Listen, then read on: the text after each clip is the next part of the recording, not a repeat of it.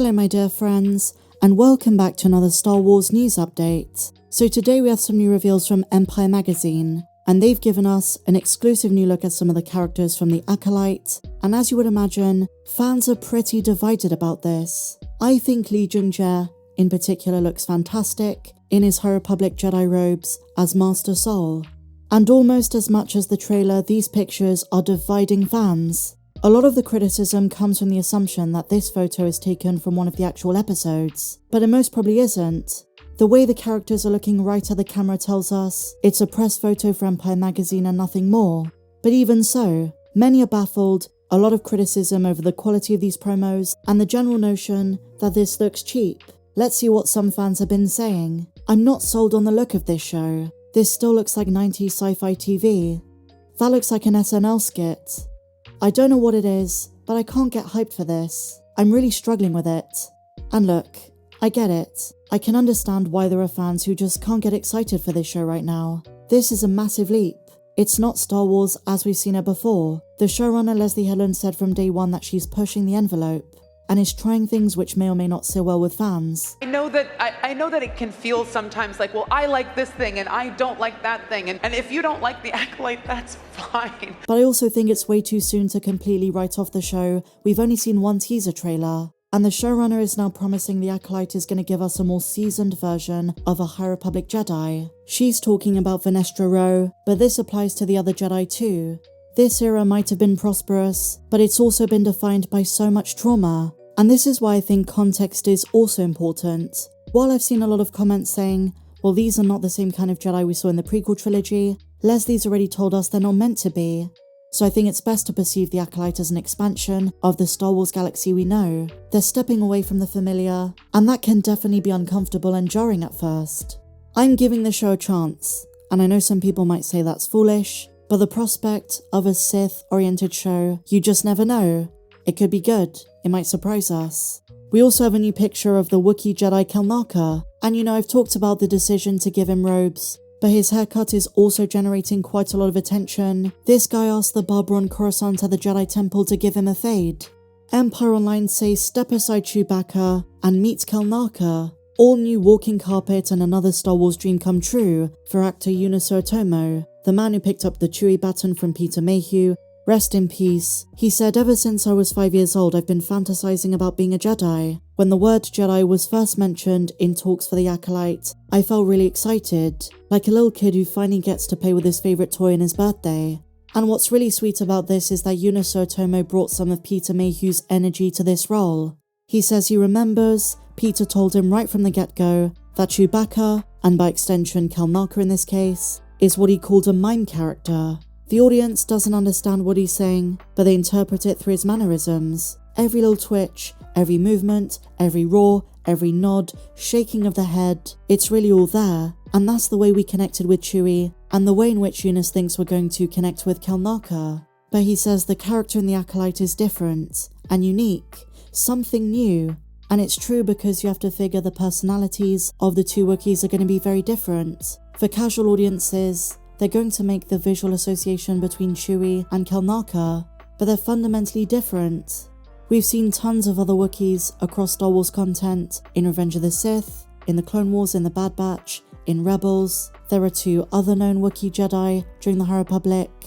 But just like Chewbacca in the films, Kelnacca is going to be center stage, and Kelnacca's been described as a bit of a loner. So while Chewie had a more carefree attitude towards life, was a bit of a scoundrel, was a rebel, and even at times had a sense of humour, Kelnacca is very different, adheres to a strict view of the Force and of life. I'm sure people are going to make parallels and comparisons to Chewie in the same way they did for Black Chrysanthemum, but I suppose what Eunice is trying to say is that not all Wookiees are the same.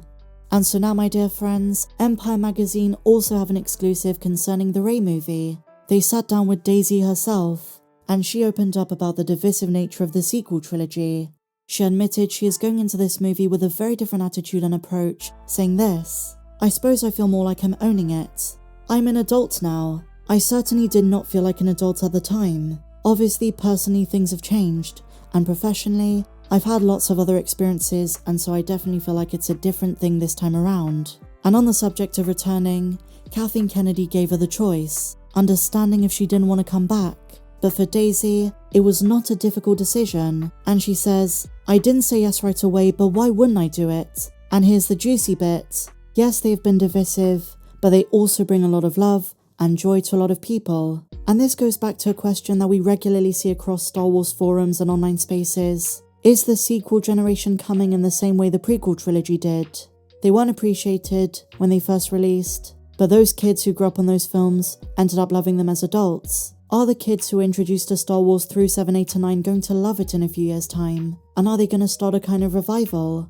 Outside of the online fandom, and I have said this before, you find tons of fans and their families and their kids. You see them at Star Wars Celebration and other conventions. They dress up as Rey or BB-8, and they seem to defy the misconception that absolutely everyone hated the sequel trilogy. It's not the most loved trilogy, but it certainly does have its fans. And Daisy is saying she can't wait to play the character again, but she does warn us this time it's going to be a very different kind of Rey. 15 years on from the rise of Skywalker, she's obviously not going to be the exact same person. She's probably undergone a lot of growth. It's an enormous task and responsibility to be building a new Jedi Academy, and out of universe in real life, it sounds like the way Daisy's portrayed Rey is going to change too. She couldn't remember how to play her exactly in the same fashion, so we're getting a much more refined Daisy, with a lot more experience under her belt.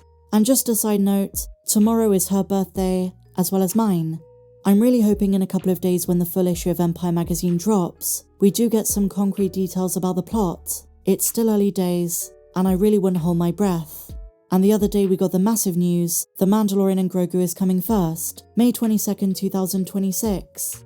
And so now, my dear friends, I just want to have a little bit of a discussion for the upcoming Tales of the Empire series. I've made a couple of videos, one breaking down the full trailer, and the other one breaking down a mystery character who appears in it, who is more connected to Barriss Offee's past than we thought. But it got me thinking, this could be the start of something very special which I think Lucasfilm has already done. Tales of the Jedi was the start, and now we're getting Tales of the Empire. And these anthology series seem to be some of the best Star Wars we've gotten under Disney. And with The Bad Batch being so profound in its final season, I think animated Star Wars is better than it's ever been. So what's going to come after Tales of the Empire? Well, I think at some point we definitely need to get Tales of the Sith. And while we've spoken on the channel about the possibility of Tales of the Bounty Hunters, there are 3 ideas I have that could fill in gaps in the timeline in the same way Tales of the Empire is doing too.